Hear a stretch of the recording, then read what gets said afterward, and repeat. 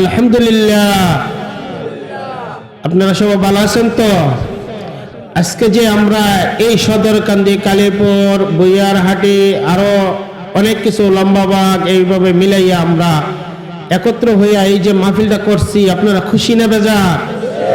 খুশি না? ইনশাআল্লাহ। কারণ আমরা এখন বসছি একটা জান্নাতের বাগানে, আর বসার পরেই আমরা প্রত্যেকটা লোক সূরা ইখলাস 3 বার পড়ছি না? এক খতম কোরআনের সওয়াব নিচ্ছি। কত? এক খতম কোরআনের সওয়াব। তাহলে আলহামদুলিল্লাহ, যদি এতক্ষণ আমরা ঘুমাইতাম তাহলে কি এক খতম কোরআনের সওয়াব পাইতাম না। প্রথম পড়ছি কি? সূরা ফাতিহা। সূরা ফাতিহা আলহামদুলিল্লাহ পড়ছি না? 3 বার কুল হুয়াল্লাহ পড়ছি না? কোরআনের মা হলো সূরা ফাতিহা, উম্মুল কোরআন। সূরা ফাতিহার নাম, মানে এই সূরাটা কোরআনের মা। আর সূরা ইখলাস যে ব্যক্তি খালেস নিয়তে পড়বে 3 বার, তাহলে এক খতম কোরআনের সওয়াব পাওয়া যায়। তাইলে সওয়াবের দরকার আছে না? আমরা গুনাহ করি কিনা? কারণ আমাদের দেহের ভিতরে 6টা বাল্ব আছে। আল্লাহর ঘরে যাইতে মনে চায় না, ভালো কাজের দিকে মন বসে না, কারণ পাথর হয়ে গেছে। তো ওই গুনাহ যদি মাফ করতে হয়, ওই জিকির করতে হবে। জিকির করলে আল্লাহ গুনাহ মাফ করে। গুনাহ মাফের ওষুধ হলো কি? জিকির। আপনার কলবে একটা জিকির লেখেন, লা ইলাহা, এই জিকিরটা সবসময় জারি রাখবেন, ঠিক আছে না? আল্লাহ পাক যেন এই জিকির সবসময়, এই জিকিরের মাধ্যমে যদি আমাদের এই কলবটা সাফ করতে পারি, তাইলে আল্লাহর ওলি হতে পারবো আমরা, ঠিক কিনা? আর যদি একটু ধাক্কাও লাগাতে পারি, তাইলে আমাদের গুনাহটা তো মোচন করতে পারি, ঠিক কিনা? আর যদি না করি তাহলে কি আমাদের গুনার আর সীমা থাকবে না। তো এই জন্য, কারণ অনেক ওয়াজ শুনছি আমরা, মরণের ওয়াজ শুনছি, কবরের ওয়াজ শুনছি, মা বাবার ওয়াজ শুনছি, সুদ খাবো না, ঠিক আছে না, হারাম খাবো না, এগুলোও শুনছি। কারণ ওয়াজ শোনা যাবে দিন রাত সব সময়, কিন্তু ওই ওয়াজে তাসির হইতে হবে, হেদায়েত হতে হবে। একটা অক্ষর হলো যে আমি আরামের ঘুমকে হারাম করিয়া এই খোলা আকাশের নিচে, এই ঠান্ডার মধ্যে, শীতের মধ্যে, কোন শীতের মধ্যে আমি বসছি, একটা আমল আমি যেন করতে পারি। ওই আমলটা যদি করতে পারেন, তাহলে আপনার ওয়াজটা শোনা তাসির হয়েছে, আর ওই ওয়াজটা শোনা আপনার কবুল হয়েছে, ঠিক না? তো এই জন্য যে কোনো জিনিস কাজ করতে হলে মনের মতন করতে হবে, ঠিক কিনা? কারণ আমি আপনাদেরকে এমন কুকিল কণ্ঠ মধুর সুর দিয়ে আমি বুঝাইতে পারবো না। কারণ আমাদের ধর্মটা কি? ইসলাম না? ইন্নাল দীনা ইনদাল্লাহ ইসলাম। হ্যাঁ, ইসলাম ধর্মটা আল্লাহর মনোনীত এবং পছন্দের ধর্ম। এই ধর্মের সাথে কোনো কিছু তুলনা নাই। সংক্ষিপ্তভাবে 2 মিনিটে একটা কথা বলবো, 2 থেকে 3 মিনিট শুনবেন তো? কারণ সৌদির অনেক লোক ব্যবসায়িক একটা জাহাজে উঠিয়া ব্যবসার উদ্দেশ্যে রওনা দিচ্ছে। ওই ব্যবসা ক্ষেত্রে যাওয়ার পথে ওই জাহাজের মধ্যে কোরআনে হাফেজও ছিল। ওই জাহাজটা হঠাৎ করে ঝড় তুফানে সমুদ্রের মাঝে ডুবে গেছে। যখন ডুবে গেছে, ওই কোরআনের হাফেজ যে হাফিজ সাহেব, ওনার দোয়া করলো, আল্লাহ আমার বুকের সিনার ভিতরে তোমার 30 পারা কোরআন আছে, এর বরকতে তুমি আল্লাহ আমাকে বাঁচাইয়া দাও। প্রায় 300 লোকের মতন ছিল।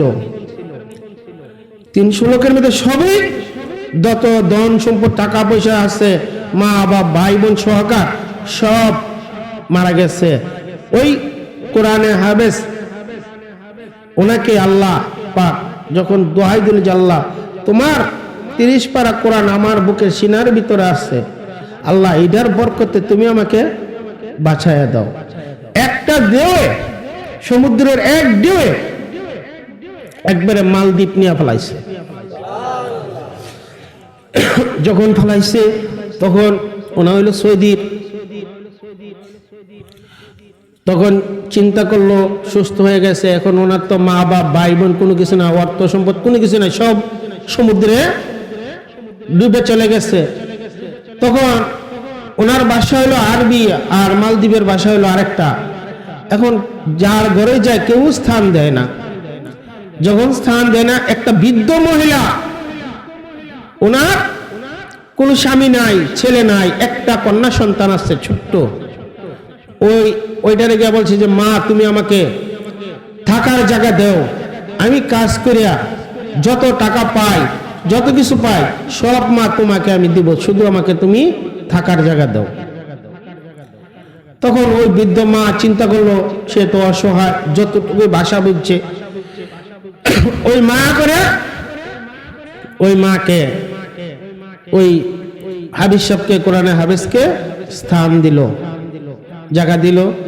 দেওয়ার পরে যত টাকা পয়সা আছে রুজি করে আইনা দিতেছে।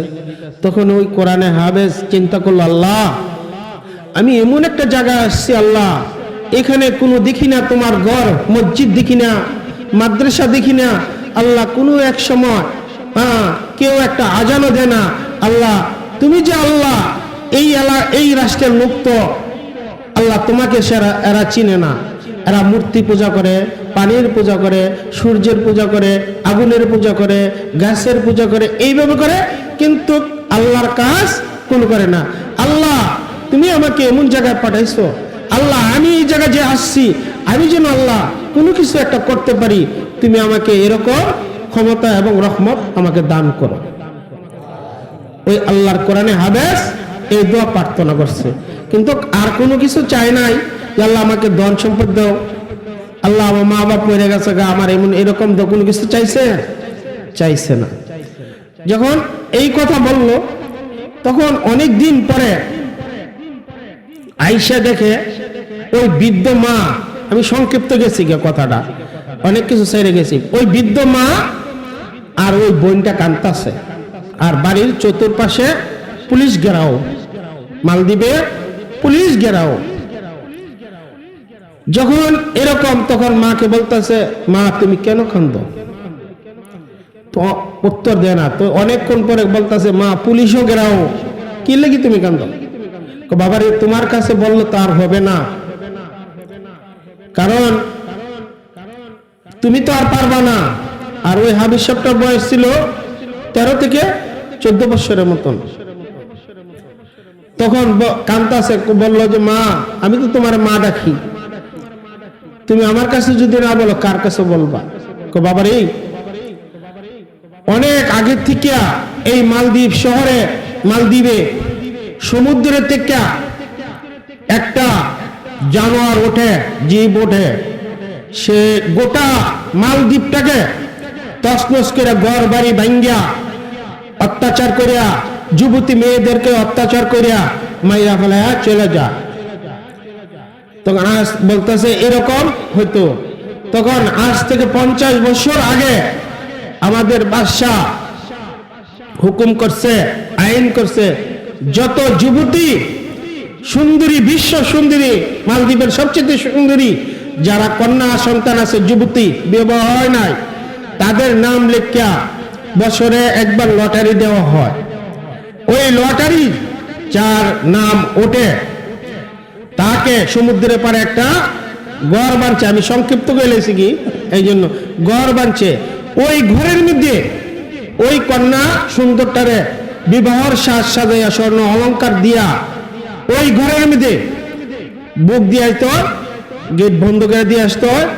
আর ওই জানোয়ার দত্ত সমুদ্রেতে উঠা ওই যুবতীর সাথে সমস্ত রাত্র হুষ্টি নষ্টি কইরা সেরা সকালবেলা যাওয়ার পথে তাকে মাইরা ফেলায় চলে যায়। তো আজকে আমার কন্যা লটারি দিছে, সকালবেলা আমার কন্যার নাম উঠছে, তো এখন আমার কন্যার জন্য স্বর্ণ গয়না সাজসজ্জা বাসায় পাঠাই দিছে, আমি তাকে বিবাহর সাজ সাজাইয়া এখন পুলিশের হাতে দিয়ে দিতে হবে। আর পুলিশ নিয়া আমার কন্যাটারে ওই ঘরে নিয়ে বুক দিবে, আর ওই কন্যাটার সাথে সারা রাত্র ওই দৈত্য হস্তি নিষ্টি কইরা সেরা ক্ষতিগ্রস্ত করে সেরা আমার কন্যাটারে মাইরা ফেলায় যাব। আর সকালবেলা ওই বাদশার লোকেরা আমার কন্যার লাশটা এনে আমার ঘরে দিয়া যাইব। আমার তো কন্যা আর ছেলে মেয়ে নাই, আমার তো একটাই বাচ্চা, তাইলে আমার তো আর বাচ্চা মারা যাইব। তাই ওই সুগে আমি কান্তাছি সবারই। যখন এই কথা বললো, কই মা তুমি এটার জন্য চিন্তা করো? হ্যাঁ বাবা। মা এক কাজ করো, আমার তো দাড়ি মুসকুলো কিছু ওঠে নাই, তুমি আমার বোনটাকে ঘরের কোনার মধ্যে লুকাইয়া রাখো, ছুপাইয়া রাখো, আর আমাকে কন্যা সাজাইয়া বউ সাজাইয়া পুলিশের হাতে দিয়ে দাও। কারণ আমার তো মা নাই, বাপ নাই, ছেলে নাই, ভাই নাই, বোন নাই, দুনিয়াতে কোনো কিছু নাই। আমি যদি মরে যাই আমার জন্য কেউ কান্দিনীয় নাই মা। তারপরও আমি কথা দিলাম আমার বোনটার জন্য থাকে, তুমি শান্তি থাকো। হ্যাঁ তুমি আমাকে সাজাই দাও। বাবা এটা কি করে হয়? মা বাদশাও বুঝতে পারবে না, পুলিশও বুঝতে পারবে না, মা তুমি আমাকে সাজাইয়া দাও। কারণ এরা আমার চেহারা দেখবে না, আর আমার দাড়িও নাই, মুছও নাই, আমার কন্যা সন্তানই লাগবো। তো মা বাবার সন্তানের প্রতি একটা মায়া থাকে না, ঠিক কিনা? কারণ আমাদের সমাজে যখন বউ আল্লাহ না করুক ছেলে বউ মারা যায়, আমরা বিবাহ করে আনি না, তখন বাচ্চা থাকলে ওই বউটাকে ওই আপন মার মতন লালন পালন করে, যতই করে, এটাকে বলে আমরা সৎ সন্তান, ঠিক না? সৎ মা, ঠিক না? তো এরকম ওই মা রাজি হয়ে গেল। তাইলে আমি সংক্ষিপ্ত যাইতেছি, অনেক রাত্র হয়ে গেছে। ওই আল্লাহ কোরআনে হাবেস ওই সন্তান বলে যে মা তুমি আমাকে সাজাই দাও, আমার বোনটার জন্য বেঁচে থাকে, তুমিও যেন শান্তি থাকো, আমার বিপদের সময় তোমরা আশ্রয় দিলে, মা তোমরা দুঃখের কম নাই। তখন ওই সাজাইয়া বউ সাজাইয়া সুন্দরভাবে পুলিশের হাতে দিয়ে দিয়েছে। ওই পুলিশে নিয়ে এসে ওই ঘরে নিয়ে বুক দিয়া সেরা গেট লাগাই দিয়া মাশাআল্লাহ আয়সা পড়ছে। যখন আয়সা পড়ছে তখন ওই মুহূর্তে রাত্র অনেক গভীর হয়ে গেছে। যখন গভীর হয়ে গেছে দেখতাছে এই সমুদ্রের থেকে এই দৈত্য উঠতাছে। যখন উঠতেছে ওই আল্লাহর কোরআনে হাবেস অজু করে বসে লেছে, কোরআন তেলাওয়াত লাগাই দিছে। যখন কোরআন তেলাওয়াত করতেছে ওই দৈত্য থামিয়ে লেছে। তখন আরো গভীর যখন হয়েছে তখন আবার আসতেছে। যখন আবার আসতেছে তখন কি করবে? এখন আবার পড়তেছে, আবার আগাইছে। আবার যখন আগে আসতেছে তখন ওই আল্লাহর কোরআনে হাবেস পানির মধ্যে হাত লইয়া ইয়াসিন চূড়া পইরা এভাবে পানি ছিটা দেওয়ার মাত্র ওই দৈত্যটা একবারে পুইরা ছাই হয়ে গেছে। তখন ওই আল্লাহর কোরআনে হাবেস যেরকম ছিল ঠিক এরকম রয়েছে। তখন পুলিশ এসে গেট খুলতেছে, গেট খুলে দেখে কি রে, রাত্রে সাজাইয়া দিয়ে গেলাম কন্যা মাইয়া সন্তান, অন দিদে হাজা ছেলে সন্তান, অন ঝামেলা না বাজে গেছে না। আর সবসময় দৈত্য আইসা মাইরা যা, আর আজকে দেখি জীবিত। তখন বাদশার কাছে নিয়ে গেছে। বলবো কিনা ঘটনাটা? এটা কিন্তু কোরআনের ঘটনা, হাদিসের ঘটনা, ঠিক আছে? যদি মনে কষ্ট না নেন আর সামান্য 2 মিনিট বলবো। আচ্ছা, আল্লাহুম্মা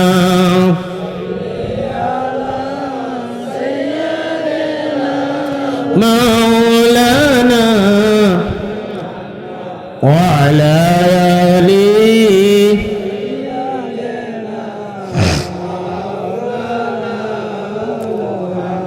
যখন এই কথা বলছে তখন ওই বাদশার কাছে নিয়ে গেছে।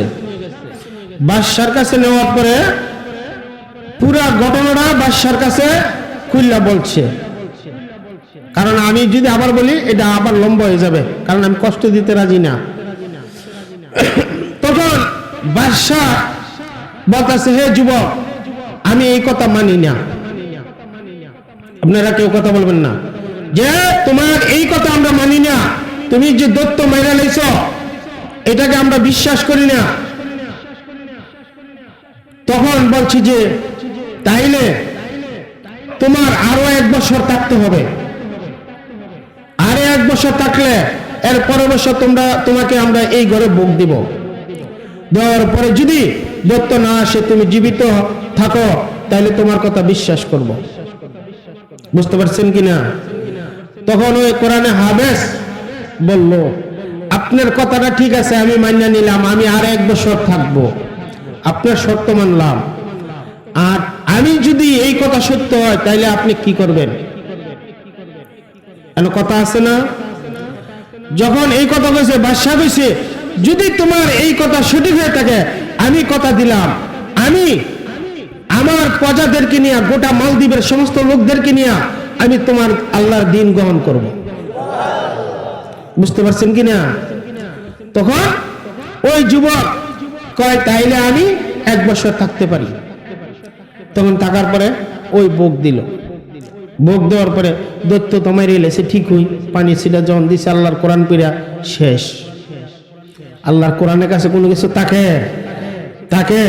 থাকে না, কারণ ইব্রাহিম আলাইহিস সালামকে নমরুদ আগুনে দিছিল না, আর শুধু বলছিল যে কুল ইয়া নারু বারদাকুম ওয়া সালামুন আলা ইব্রাহিম, হে আগুন ইব্রাহিমের প্রতি নাতিশীত হয়ে যাও, না ঠান্ডা না গরম, ফুল সজ্জা বাগান হয়ে যাও। ইব্রাহিম আলাইহিস সালামের আগুনের শরীরের একটা পশমও পড়ছে না।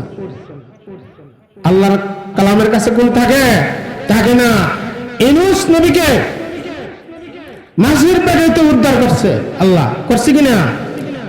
সমুদ্র 13 নদী ঘুরছে, তুর্কি এবং ইরানের মাঝখানে সমুদ্রের নাম ছিল টাইগ্রিস সমুদ্র, ওই সমুদ্রে পালাইছিল। তাইলে ওই মাছের পেটে তো আল্লাহ নামের উপর আল্লাহ উদ্ধার করে দিছে কিনা? শুধু পড়ছি কি লা ইলাহা ইল্লা আনতা সুবহানাকা ইন্নী কুনতু মিনাজ জালিমিন ফাস্তাজাবনা লাহু ওয়া নাযায়না মিনাল গামমি ওয়া কাযালিকা নুনজিল মুমিনিন।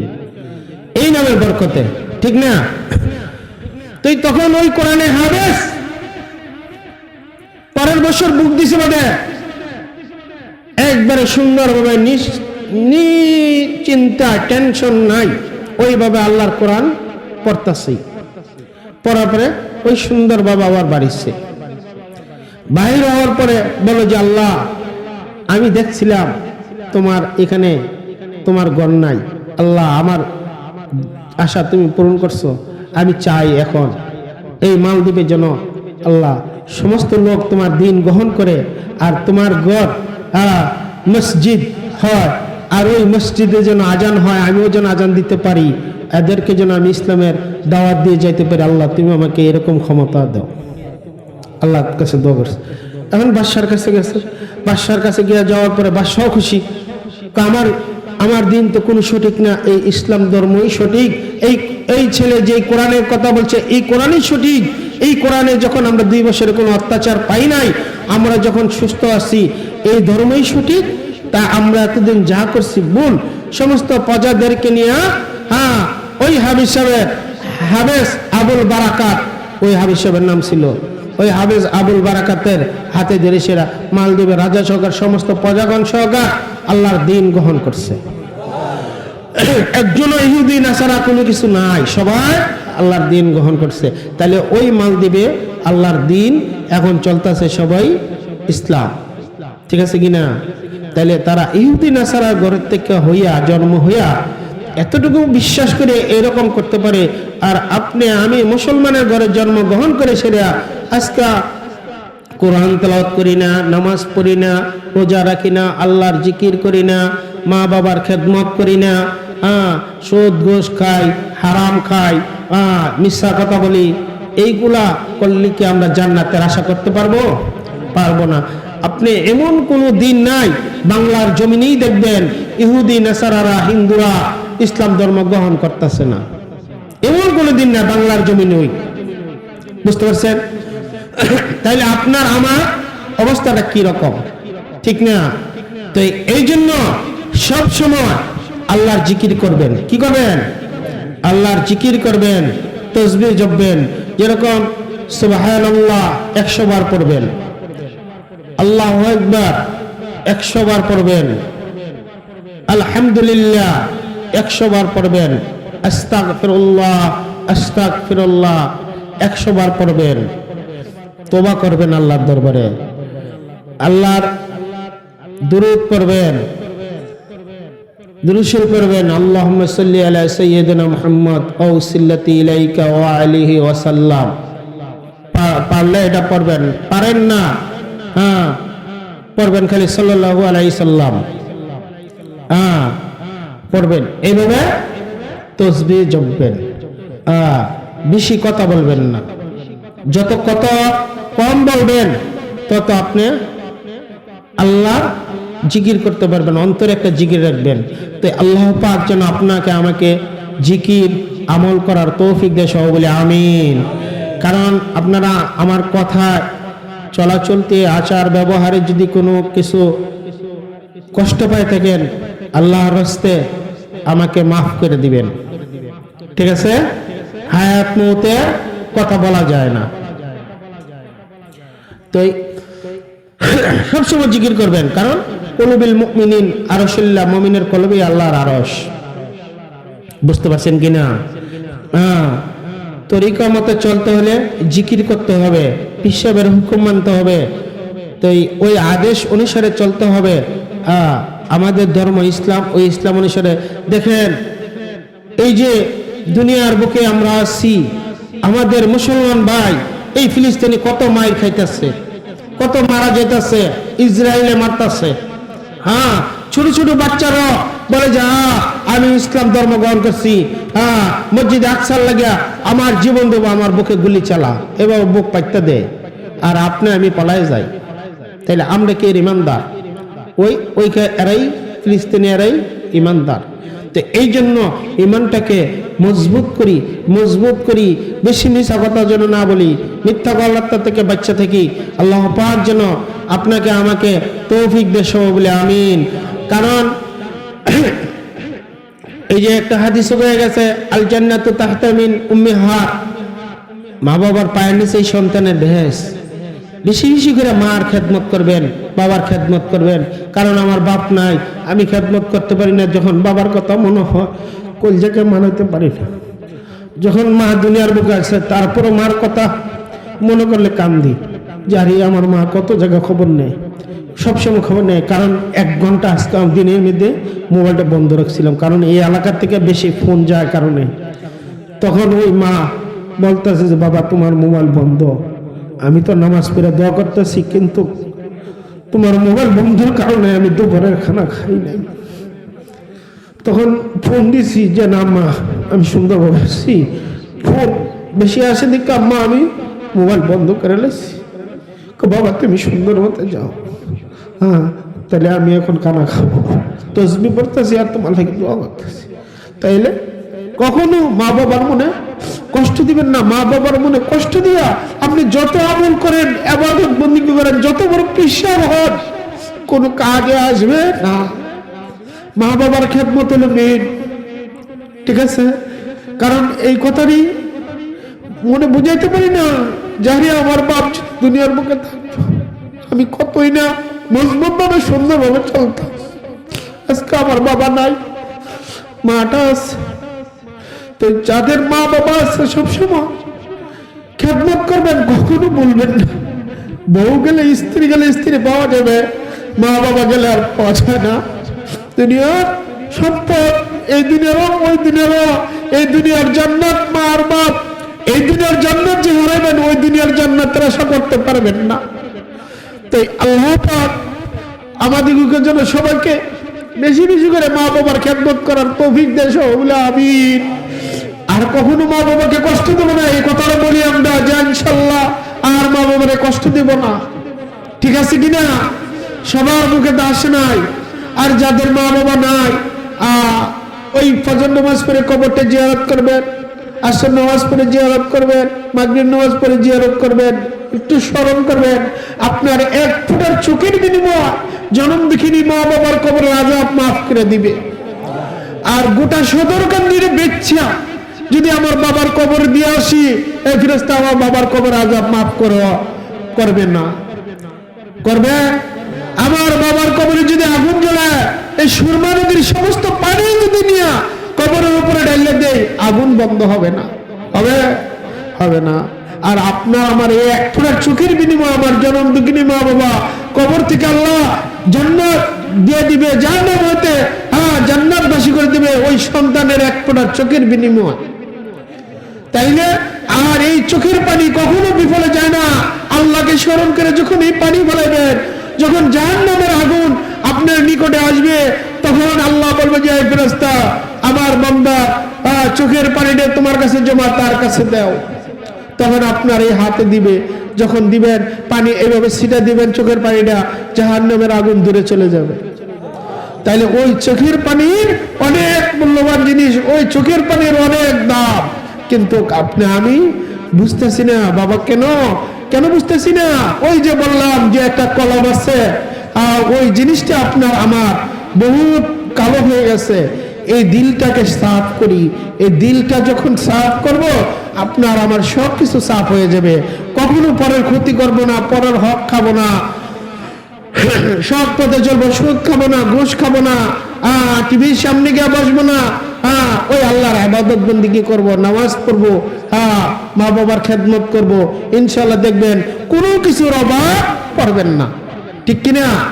আল্লাহ পাক আপনাকে আমাকে এই আমলগুলো করার তৌফিক দিক। সবাই ইনশাআল্লাহ, সবাই বলি যে আমিন।